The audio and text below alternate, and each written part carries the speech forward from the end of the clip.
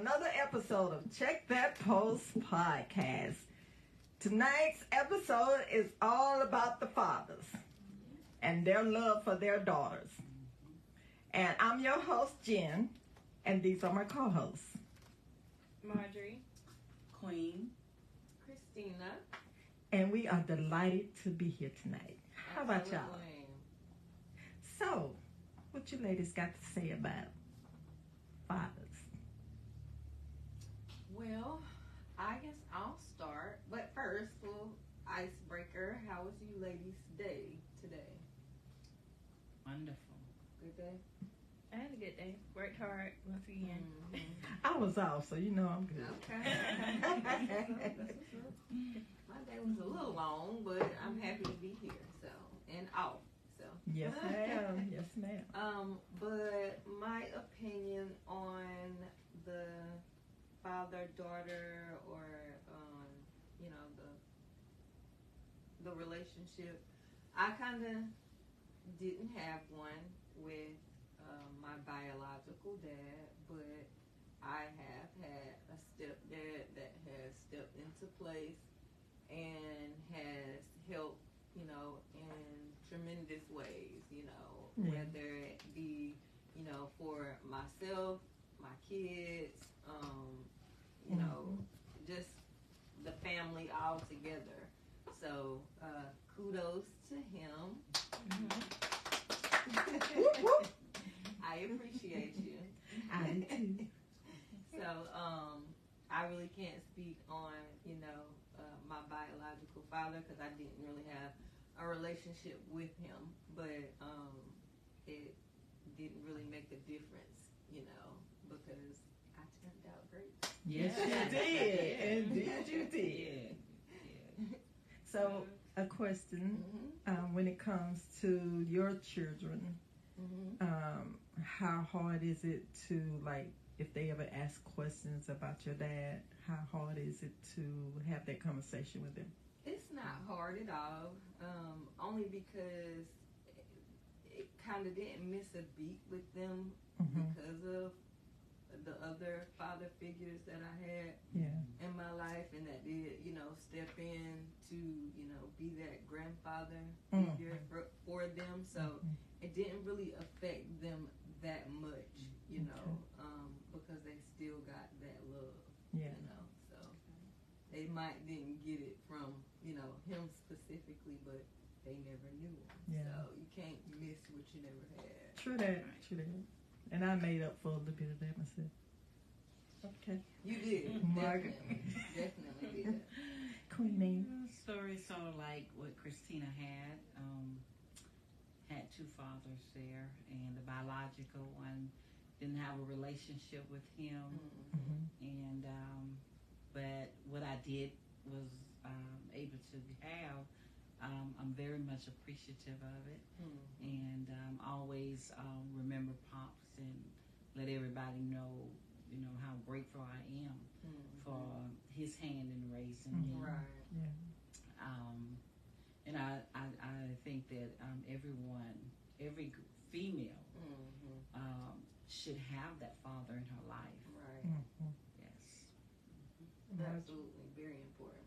Well, Indeed. a lot of people know I'm a daddy's girl. So my dad, he was there beginning, still there now. I would say sometimes it felt like our relationship was a little distant, but we still had our own bond. And I still respect him as a man and as a father. He always provided for me, my sisters, and my mom. Right. He taught us a lot. He just, everything, it seemed like everything that he grew up enjoying, he passed that on to us. And I appreciate that the most. Like, it was the smallest things, like going on a walk, in the woods, or going fishing, me being beside him while he's grilling on the grill. It could be anything. Just him bringing us candy home. Like, just him being there, it mattered a lot. Right. Yeah, I feel like it's something special about a father's love for his daughter and vice versa, because You know, the boys, they lean more toward their mom, Right. and the daughters lean more toward the father. Mm-hmm. But there are times or situations where it's not so happy or not so easygoing or happy-go-lucky, as so to speak.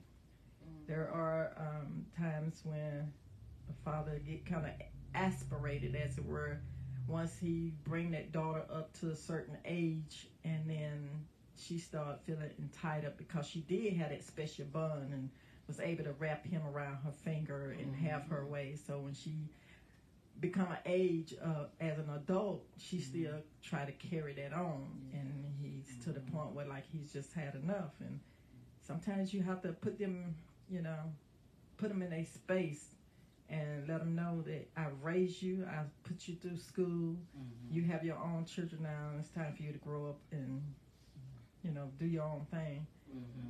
And sometimes they take offense to it, and they start to feel like, resentful, and feel like, man, maybe daddy don't love me as much as I thought he did, because they can't get their way anymore. What do you think? Do you agree or don't disagree? Or? I mean, it would be tough, if you've been spoiling her all her life. I mean, you dumping her off. I mean, that's a big hit for her. So I can feel her pain. But don't you think once you become an adult, like you naturally should assume that adult role and don't lean so heavily on your father, and especially once he reaches a certain age? I mean, I was always kind of independent, but just hearing the way you explained it, seems like he spoiled her. You didn't really prep her for it. You didn't gradually be like, okay, when you get this age, this gonna start happening and that. You just been spoiling her. So it's basically up to the father to pull back on that giving, as it were, and allow her to experience wanting instead of jumping in and giving her every want. He's already taking care of her need, but instead of giving her every want, just to pull back and let her go without, or let her struggle on her own to get it. Not struggle really in a sense as in, harm her. Of course, he's going to look over her. He's been doing it her life, so just fall back some and let her try to see if she can get it on her own. I feel like they just could have talked about it, maybe. Like, he could have just been like, all right, now as you get older, you have to start, being more responsible, especially when you have your own children. You have to, the same way I provided for you, that's how you have to step up and provide for your children. So. Okay. Anybody else got an input on that? I was just gonna say, as far as like the enabling part, like Marjorie said, you don't kind of got to, you have to prep, your children for this world. You know what I mean? Because if not, they're gonna be crawling right back to you as soon as they get out there. So you want to properly prepare them before they even get out there. So that would be my take on that, is just to make sure you give your child the proper tools they need to be able to survive out here, because you're not always going to be there for them to fall back on, or for you to provide all those needs and some of those wants as well. So that's my take on that. But what about those fathers that really dote on their daughters and just giving her like the world, and even though she's grown and have her own kids, he still continues to do that? Like, have anybody experienced that? I have. But, listening to Steve Harvey, I mean, he seems to do it with his daughters, and he kept that same energy. Like, he didn't do it just when they were kids. Like, he decided, I'm going to do it, and I'm going to do it until the day I die. So that's what you want to do, and keep that same energy no matter how old they are. Right. Well, I mean, it's fine if you can afford to do that. Right. Majority, struggle with that. Just because a child asks for something doesn't mean that, it's okay to just give her just because she asks. Mm-hmm. So I get that Steve Harvey, in a sense, he can afford to do that. Like, you know, because grooming a girl child up to be an adult, female adult, you are the first man that she's meeting. So how you treat her is, in her mindset, expectation for all men to treat her that way. Mm-hmm. And so when she go out into the world, that's what she's looking for. Right. And a lot of times she's not gonna get that. Yeah. Mm-hmm. And sometimes men will take the role of, you just spoiled, your daddy spoiled you. You ain't gonna get that over here. Like, you know, and he will go the opposite and abuse her just because he's resentful because she has always had her way, so to speak. So, you know, that too is something that I would think that you would have to warn your adult daughter about. Well, maybe as she a child growing up, you might want to warn her or open her eyes to it. So don't be so trusting and assume that every man is like your daddy, because every man is not like that. Yeah. And there's nothing wrong with spoiling your daughters. Nothing wrong with it. But there come a time where you have to fall back and let her find her own way. Right. Because if you don't, I'm telling you, she gonna carry that on into adulthood, and she's gonna want that. Like, no matter what, daddy ain't gonna say no. If you ain't gonna give it to me, daddy will give it to me. Right. And trust me, that is not what you want. Right. You gotta have a balance there. Exactly. You know? And the young daughter needs to know that, you know, if the father says no, that she is still her father's daughter. Right. You know, that he still loves her just as much, but he is preparing her for a life. Right. That she's going to grow up and one day have to experience that no. Right. And so therefore it has to be a balance. Right. And every girl that grows up, they want to have what they want, and when they get married or in a relationship, they want to make sure that the male figure knows that they're going to have what they want no matter what. Well, it can be a strain on the relationship. So we want to make sure that that there's a balance is being taught to her. And if the father is not doing it, then that's when mom steps in and says, you know, I got to put a balance here because I don't want my daughter hurt either. Right. Because there's some men out that they're not as nice a lot. You know? Right. And they will call them a spoiled brat or what have you. And so we want to make sure that they get the right training. Exactly. Yeah.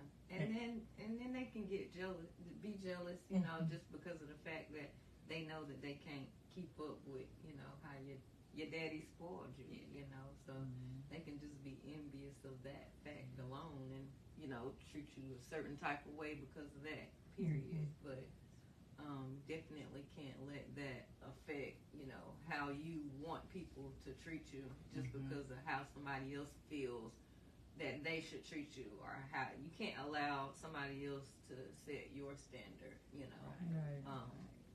Your dad set the tone, you know, but it's on you to set the standard for your individual self. So and it's his job to protect his daughter. Yes. And prepare her. And say, for instance, there's father-daughter dances. Like, I know as a child, I didn't experience that, of course. Wished I had her, but I did. But for a young girl who's looking at her dad with these hero worship eyes, that's got to be an awesome feeling that her dad takes her out and dances with her. Right. Yes. Like, wow. Yeah. I wished I had experienced that. Yes. Marjorie, did you ever do a daddy daughter dance? Okay. Oh, so no. Hey, you go to prom. Oh, okay. Don't feel bad, I didn't either. You did it. I went to prom. Yeah, I remember when you went. You having this pretty blue dress. Yes, it was gorgeous. Yes. Gorgeous. You reliving that sometimes. Think about that. Every now and again. Yeah. And so, really, I think when she do grow up and then she go to prom, that's got to go back in her mind. Like, my dad took me, I had my first dance with my dad. Right. Like, children, they just look up to the adults and they watch them, their every move. Right. And the first thing they say, well, I'm going to tell my daddy. You know, you do something to them. That's the first thing they're going to say. I'm going to tell my daddy going to get you. Like, I mean, come on. She loves her daddy. So, you know, I don't know. I didn't get the experience that. My dad is still alive, of course, and I have a better relationship with him now than I did when I was younger, because my parents was divorced and when I was young. So now I get to talk to him, and because I am an adult, I feel like I can say whatever's on my heart and whatever's on my mind, and we laugh and we talk. But missing out, I feel like sometimes that I wish that I had that opportunity to have that daddy-daughter relationship. But it didn't, you know, take away from raising y'all. And because I felt like then, at that time, I had to step into that role and be, not that I, you know, became a man or nothing, but I had to step into that role and be both mother and father for y'all. And I feel like I did the best job I knew to do. Not saying I made the best decisions, but I did what I knew to be the best decisions. Cause case in point, I remember one time one of my sons wanted to play football, and he had asthma, and he was really good at it, and the coaches wanted him to. They really wanted him to play, but in my mind, the only thing I'm thinking about, he get the breathing hard, and I have to take him to the hospital, and I have to miss work. You know, that's the only thing on my mind. So I had to make a decision. I said, no, he can't play. And sometimes I wonder, do he think about that? Sometimes resent me for that. Because, you know, he probably could have been further on, you know, in his life had he, you know, went on to, and I know if he had been further on in his career as a football player, because he was pretty good. I would have been further along too. I just throw that out there. But he still played, though. Yeah, but he didn't play like they wanted him to play. Like, they was really pushing him. And I think it was running back. But it was something to do. He had to run. You know, I ain't in the sports like that. But he had to run a lot. So I had to pull back on that because I had to consider his health. But he eventually did grow out of it. So that was a good thing. Yeah. But it's hard when you got to step in and be both. It's hard. And I think you haven't have to do both. And you had to do both for a while there, right, Margaret? I did, but I was trying to be one. You know, just do one. Because I understood I couldn't fill his role.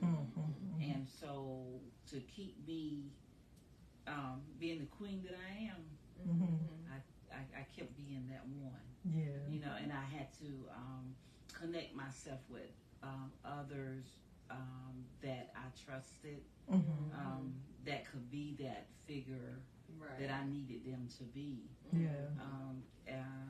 My children were older when I became a single parent, you know, and so they understood how that life was, and so I did the best I could. Yes. And so I did stuff like I got the school. If my children was in sports, well, the male figures that was teaching the sport, well, in order for my children to participate in that sport, I needed their help. And so I would ask them to help me keep them, out of trouble, and they did that. And so, but for as financial wise, well, even though I did a lot of the work myself to support them financially, well, it just kind of stayed within that because I didn't know how to fulfill his role like that. So, but it worked for us. Yeah. It did. It worked for us. And you, Margie? For a while, I felt like I was doing a lot of stuff on my own. But now it's different, because I have my husband now. So I'm grateful, that I got blessed to have an actual husband now. Before I had a little help, but it wasn't like a consistent help. Yeah. So it left me feeling like I was doing everything by myself. I wouldn't say that I really took on a man's role necessarily. I was already a hard worker, just period. So I just kept doing what I knew to do best. And like the rest of y'all, just do the best I can. Yeah, do the best you can. Now I'll say this, if you're that female that are struggling even in those areas, myself, I saw church leaders out, and that was a big help as well. So try to get the positive people that can help you structure your children, because they need that role model that they can look up to. And it don't necessarily have to be somebody in church. You just find somebody that's positive, that's going to be a great influence on your children's life. A lot of the days now you have to do a lot of research, but back in the day, it was easier for me to have leaders, and then there were a few family members that jumped in to help me out. Got a couple brothers, and they jumped in and helped me out when I needed, them to. So, That's great. Yeah, I agree with like my son. My daughter, she has me, to look up to, but my son, he didn't have a father figure in the home, or a male figure in the home. So he actually has a mentor. So he goes with the mentor every once in a while. It's not scheduled or anything, but it's just, kind of like every other Friday or a couple Fridays out the month, maybe one, it's just a little sporadic. But, the mentor, he has a lot going on. He's working full time. He's going to school full time. He's heavy in the church. So he got a lot going on. But the time that he, even though he has all that going on, he still takes, a couple hours out of his week, to spend that one-on-one time with my son. And even though they aren't, there isn't a really huge age gap between the both of them. However, he's a very young adult, and like he's really like adulting, so he has enough experience, I feel like, to where, he can go ahead and prep Omari for the things that, I've already taught him, but, to have it coming from somebody else, and then a male figure, somebody that done went through it also, just like I did, it kind of puts it in a different perspective, like this ain't coming from my mama, like, and she ain't just saying that, that's for real. She was serious when she said that, that really is gonna happen, when I get to this age, or, when I start working, it is really gonna go like that, because he reaffirmed, confirmed it or whatever. So just having that mentor, that really does help. He'll just come and get them. They'll go play basketball, and just have little conversations or whatever, just to kind of see where his head at.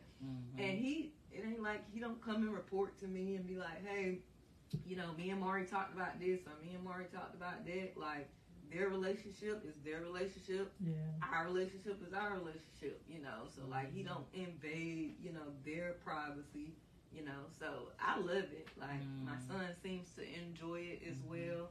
The mentor seems to enjoy it. He's still continuing to do it. So I appreciate him for that tremendously. I tell him that all the time. He's amazing.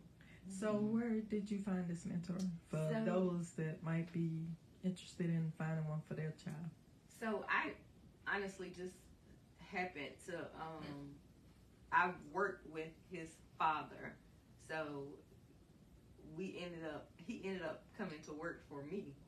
And you know, one day he actually, you know, just volunteers. We were just talking about my son one day, and he was just like, well, hey, you know, like he had already met him, you know, been around him and stuff. Like, you know, I'll bring my kids in, and you know, they'll meet everybody and stuff, you know, so they know everybody at work. So you know, he was like, hey, you know, I want to come and get him one day, and just you know, we'll go play basketball or something like that. So it really just started to where they was just hanging out, and then you know, it just started. He was just like, you know, I just want to mentor him. I just want to be like a big brother type, you know. So he jumped in, and he hadn't stopped since. So that's awesome. He's been great. He's really young, and like I said, like he could be doing so many other things with his time. He's already busy already, and then it's just the fact that he does take that little. It don't even take a lot, you know what I'm saying? Just that little 2 little hours, you know, even if it's an hour, you know, just putting in that little time with him, it just makes a big difference. Like I can tell from the time that he started, you know, till now, the difference that it's made in him. Not to say that my son was horrible or anything, but I could just tell a difference in his mindset and stuff. So I enjoy that. I appreciate that. So I would recommend that to anybody, you know, whether it's a brother or an uncle or whatever, you know, anybody's, like she said, somebody in a church or a friend, you know, whoever that is willing to, you know, put forth a little bit of time to help, you know, because we all know it takes a village. Indeed it does. Every little helping hand will help. Okay. Well, I believe it's time for a Dear Jen letter. Unless anybody else got anything off this. Because a couple of Dear Jen letters is on the same subject. Okay. Dear Jen, I think I'm an outgoing person and have a great personality. Hold on, I lost my spot. Okay, let me start that over. Dear Jen, I think I'm an outgoing person and have great personality. Love to have fun and do simple things. However, I get bored quickly. What can I do to change that? A lot of the times, I don't finish things before moving to my next. Can you help me? Anybody? Maybe write it down and make yourself do one thing at a time. I'm kind of like that. I multitask a lot, and I'll start something, and then I go over here and I start something over here, and then I go back to that, and then until I get it done. And that's not good because it's like I'm all over the place, and I don't like that. So I ain't gonna say I got HDD. I know it's a thing, so I ain't clowning it, but I'm just saying, I ain't claiming that. My mind just keeps going all the time. Even when I'm asleep, my mind is constantly going. And like she just said, write down. I have to write stuff down. If I don't, then it'll be gone, and I done started something else, and then I come back to that eventually. But when I want to get something done, if I don't get on it and start on it, but I get bored quick as well. So if I start on something, I would really prefer to finish it. So my advice is write it down, stick with it until you finish it, and before you move on to something else, which that's not always easy to do. Yeah, it's not. So Should I jump from thing to thing too? yeah, it's just like you're afraid you don't run out of time if you don't do some of it. At least you can say you did some of it, but you know. Or ignore you, thinking that you'll forget it. Yeah. So, yeah, I find writing it down, and then just saying, this is what I gotta do when I can't. If I don't have a pencil to write it down, okay, well, call somebody, you know, or if I gotta remember to pay the bill or whatever, or remember to do this or that. If I'm saying it out, then more than likely I'm gonna remember that I need to get it done. Yeah. And then sometimes, you know, I'm just telling a partner or, you know, whoever I'm around, don't let me forget to do this or that. Yeah. So, but for as being bored, and you jumping from thing to thing, just try to keep from being bored. It don't seem like you're really that bored because you got a whole bunch of stuff to do, but I understand because I'm a seamstress, and so I'll start projects and I do finish them, but because I love to sew, so if I'm working on something, I will set it aside because something else has sparked my attention, but I do end up going back to it. So because you can get it done real quick, so you'll go back to it. So And another thing for me, I think another reason why I jump from thing to thing is because if I start something and it's not going how I envisioned it in my head, I want to start something else because I'm trying to find what's my niche that I actually enjoy. Like I have a niche that I'm good at, but I don't enjoy it. So now I'm trying to find one that I'm good at and that I enjoy. So it could just be you trying to find yourself, which is fine, you know, but still just write it down and pace yourself. And see it through. See it through. Okay, we have another Dear Jen letter. I want 2024 to be my year. Dear Jen, I want 2024 to be my year. I want to accomplish every goal that I have set for the year, but I need something that's going to hold me accountable.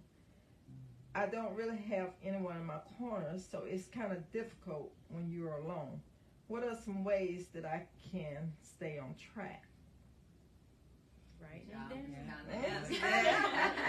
Yeah, pretty much. Write it down. Get a calendar and mark those days. This day I'm do such such. This day I'm do such such. This. And taking my own advice, I do that. But I'm kind of like Marjorie. I start something, and then I get bored with it, and then I start something that I've been wanting to do. And sometimes I'll follow through and finish that thing, and I'll be happy with it. And then I might go back and pick that up, or I might go something else. So, you know, it just depends. And like she said, you know, if you ain't got no time frame to get something done, then do you. Like, don't put that much pressure on yourself. Take your time and get it right. Do it the way you want to get it done. That's my input. Anybody? Just see it through. I think Tina's advice is the best for that particular letter because she's like she wants this year to be her year. So if you want that mind frame, you gotta go hard for yourself. Like whatever you're looking for out of somebody else, you gotta do that for yourself. And you have to give yourself little goals. Like when I'm at work, I can be getting bored or whatever, and a motivation for me is to time myself on how fast I can build a certain part, and that keeps me going. So maybe you can do that for yourself, like whether it's saving money or anything. Like give yourself little goals that you can reach, and reward yourself along the way, even if it's something small. Like motivate yourself. Baby steps. All right, we got one more Dear Jen letter, and this is kind of on a topic of tonight's podcast, which was about fathers and their daughters.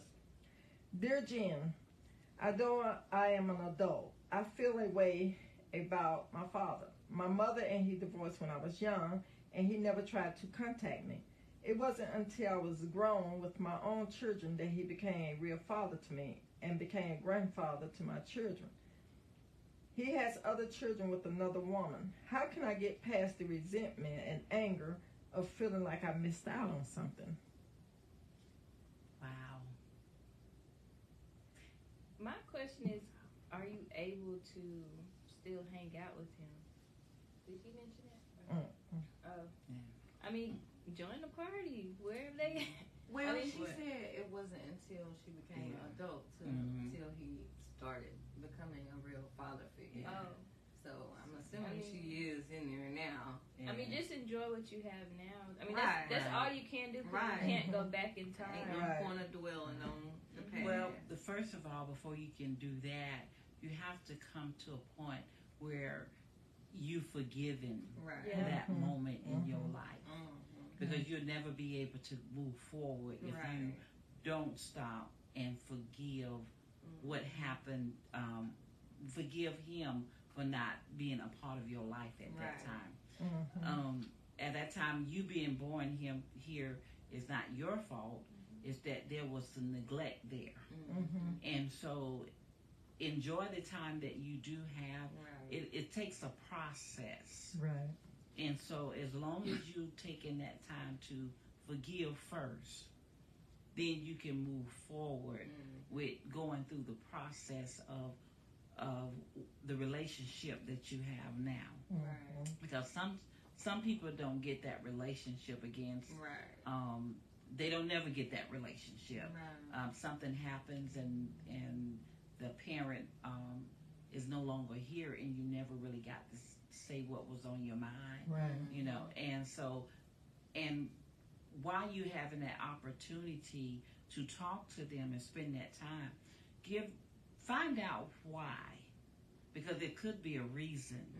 You know, we have a lot of fathers, but that don't mean that they didn't have something that happened in their life. You know, we look at the situation and it looks bad. You know, it's like, oh, you was a deadbeat dad. You didn't do this and you didn't do that. Well, something happened right there. You know, and so if you will allow your father to sit down with you and tell you this is what happened, you know, and you have to accept what has happened to him, because you have to kind of look at it this way. At that point of time, he couldn't give you what he didn't have. And so you're looking to get something out of him that he did not have. And you may have to look where the mother was. Did she stop him from being able to do some things? You know, and if that was the case, so now you got two people to look at. But once you establish that you want to forgive, and you do that, and now you want to say why this, so you can teach your children, you know, why you didn't have that relationship. But it ain't all that important that you didn't have it then, even though it seems like it is. But what your ending is turning out to be, that's what you need to be more and more thankful for. Because your beginning may not have been the great one, but that ending, and he in your life now, and in them kids' life now. That's the relationship you got to grow and nurture. Well, that has been another episode of Check That Post Podcast. You can write your Dear Jen letter at checkthatpostpod@gmail.com or text 866-311-2251. We are on YouTube now, so you can like and subscribe to our YouTube channel at Check That Post Pod. Tune in every Thursday at 7:30 p.m.